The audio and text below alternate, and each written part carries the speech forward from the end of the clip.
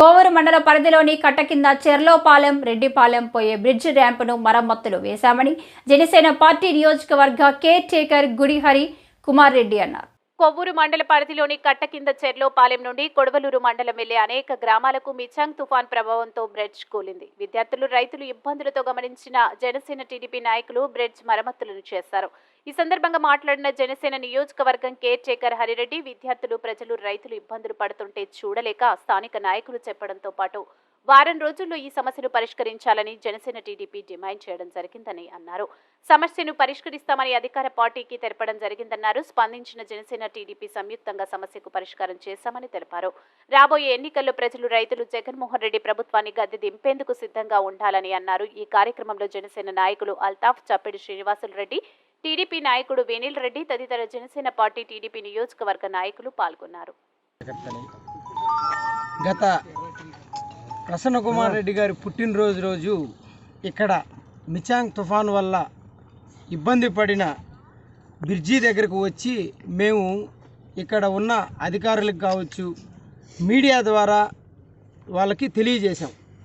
కనీసం మిచాంగ్ తుఫాను వల్ల కొన్ని గ్రామాలు కొన్ని చోట అంతా దెబ్బతిన్నాయి. కనీసం కొన్ని దగ్గరలో కాకపోయినా నిత్య అవసరం, కనీస వసతి అవసరమైన వాళ్ళకి 5 గ్రామాలకు సంబంధించిన దారిది. పిల్లలు రెడ్డిపాలెంకి పోయే స్కూల్ పిల్లలు 2 కిలోమీటర్లు నడిచొచ్చి ఇక్కడ ఆటో ఎక్కి అవతలకి వెళ్తున్నారు. ఇలా ఇబ్బంది పడుతున్నారు. తెలుసో తెలియకో జరిగిందని చెప్పి మేము మీడియా ద్వారా ఇక్కడికి వచ్చి తెలియజేస్తే తెలిసి కూడా ఈ రోజు వరకు దీని గురించి పట్టించుకోలేదు. దీన్ని ఎందుకు ప్రజల జీవితం అంటే అంత నిర్లక్ష్యమా అని మేము ప్రశ్నిస్తున్నాం. మా జనసేన పార్టీ తరఫున ప్రజలు దగ్గరుండి మీకు ఓటేశారు.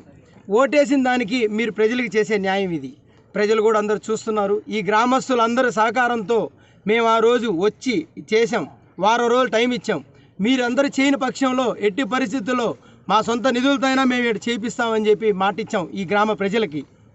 అలాగే అదే సందర్భంగా గ్రామ ప్రజలకు మాట ఇచ్చినట్టుగానే కరెక్ట్గా 2 వారం తర్వాత ఇక్కడికి వచ్చి ఈరోజు ఈ పని చేయడం జరుగుతుంది. అందరూ చూస్తున్నారు, గ్రామస్తులు అందరూ కూడా గమనిస్తున్నారు.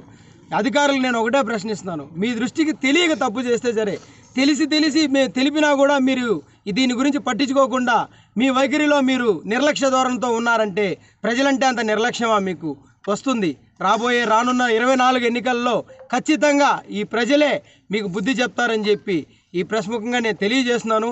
ప్రజలకు కూడా నేను ఒకటే చెప్తున్నాను, చూడండి ఇక్కడ జరుగుతున్న నిర్లక్ష్యం చూడండి, వాళ్ళ చర్యలు చూడండి.